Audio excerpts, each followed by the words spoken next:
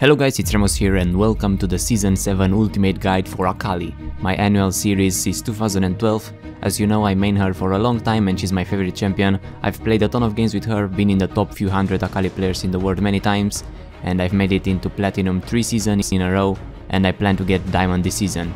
She's an assassin, works top and mid, and received quite a lot of changes lately, and might not feel in her strongest form, but I think she's still good if played well. First, let's take a look at the abilities. Her new passive Twin Disciplines empowers her next two basic attacks. The first one heals her, and the second one deals increased on-hit magic damage if used within 4 seconds of the first one. Both are empowered by AP and AD, it works on towers as well, and it's a nice hit to use together with exploding her Q. Mark of the Assassin is her Q. When used, she throws a Kama at the targeted unit, marking it for 6 seconds. When hitting the target with a basic attack, the mark detonates for bonus damage and restores 40 energy. Best thing to do on a lane is to throw a Q, wait for it to come off cooldown, explode it, throw another one and explode it as well, and you can also use it to last hit. Her W, Twilight Shroud, blinks her to a nearby location and creates a smoke cover for 8 seconds. The shroud slows enemies and gives AKALI bonus movement speed as well as true invisibility, meaning nothing but turrets can see you while inside. You can also use the W to jump over walls or combine it with R to catch fleeing targets. Her E, Crescent Slash, is an AoE physical damage ability with a small cooldown, and if a unit is killed from its use, the cooldown is greatly reduced, so you can play Urf versus a few minions if you want to. And her ultimate, Shadow Dance, dashes to the selected unit, dealing magic damage and immediately landing a basic attack. That's why it's best to combo it with throwing a Q on the target first if it's in range. You have 3 charges when you learn the spell, and they recharge over time when you're getting a kill or an assist. You want to max your abilities in the following order: R, Q, E, W, and you should always use Flash and Ignite. For masteries, I'm usually going 12-18 with Thunderlord since it works well with her burst, especially when landing a Q explosion combined with Hextech and her passive, but Stormrider Surge is also a pretty nice choice. And for runes, I have 3 pages for her. I use the hybrid marks for Magic Pen and Lethality, but now you can go with normal AP runes with Magic Pen only, Armor, Magic Resist and AP Quints. If you play versus AP, you can switch Armor for health, and if you play versus AD, you can switch Magic Resist for more AP.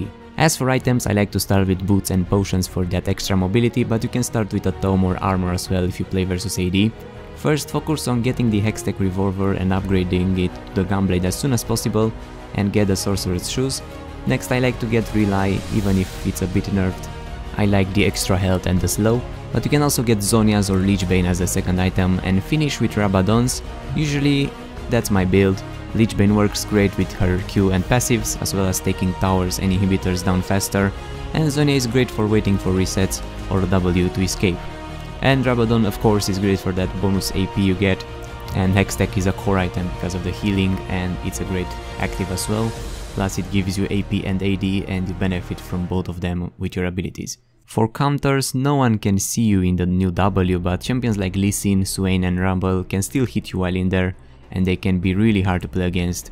Well, Lee Sin can't see anything anyway, but she's easy against squishy champions that you can keep jumping on and assassinating them pretty fast, like Karthus, Ezreal or Yasuo. But champions that can CC you or hit you with AoE abilities while in the W are pretty damn annoying, but you're very good against squishy targets. Now let's get into some gameplay, and first I want to show you one of my best moments that happened a few months ago. You can see it in my Ultimate AKALI montage as well, a nice 1 vs 5 with the help of the Baron. First, let's talk about combos a little bit. So like I said, early in the game you should try and land 2 Qs, one after another, and now you can get closer to the target with the W. So throw a Q, wait for it to come back off cooldown, go next to the target with W, explode it with an auto attack, land another Q and explode it again if you can. This is a great combo because it will also use your 2 passives and 2 Qs. Later on, if you are in range, throw a Q, charge the enemy with the ultimate and keep repeating that. If you are in trouble, go with your W, wait for the Q to come back and repeat. Because remember that you still heal when you do damage thanks to the Gunblade and the first hit of your passive. You can also get away by jumping over walls with the W, or putting a ward in a jungle camp and jumping over the wall with your ultimate on a monster. Also, if you're low on health and no champions are nearby, you can spam your E in a minion wave and heal quite well from it. On the lane you should be careful until level 6, but if you can try and harass the enemy with the double Q combo I've told you before, or wait for ganks and help your jungler, If you play against a squishy champion, you can take it down before level 6 with plenty of right-landed Qs and dodging their abilities with your W, and stay longer in the lane by healing yourself from the passive, but if it's someone that dominates you or someone tanky that you cannot damage very well, stay back and wait for a gank or for level 6 when you will get your huge power spike. As for farming on lane, if you are in trouble, you can last hit with Q or just use your passive since the first one will also heal you, and if there are many minions nearby, use your E since it will have a small cooldown if you can kill something with it, as well as you will also heal nicely from your gunblade. Still, it was a bit easier to farm before the changes when she had her constant passive that increased all her basic attacks damage. Like I always say, roaming is very important for Akali. Try to help your team go top and go bot and help them and help yourself as well by killing a few enemy champions. It's very easy to roam with Akali, that's why she can even be good in the jungle, though it's a bit hard to kill the monsters early on. So if you see an opportunity, go for it. It's easy to catch enemies by dashing with your W and ultimate from minion to champion. Help your team and yourself whenever you see a good opening for a roam. And don't be afraid to gank, because it's pretty easy to do stuff with her and help the other lanes, and you can get away easy as well if you keep your W and if you go in trouble, or you can jump on minions if some of them are behind you. And for late game and teamfights, try not to go in first, wait for a few tanks or someone else to engage the fight, and always focus the squishy ones first. Go for insta-kill on the AD carry and then the mid laner. You can easily get behind them. Just use a W in the middle of them if they're too far away, or jump on the first enemy champion you see and then jump on the squishy one and keep your W in case you want to escape, and try to remain alive by dealing damage to heal yourself. If you are in trouble, just land the W and then wait for the opening or for an escape, since no one can see you in the W now. But they can still hit you with AoE, so be careful with that if they have something that has a lot of AoE damage. You can do many nice combos in late game, and remember to always use your Hextech Gunblade.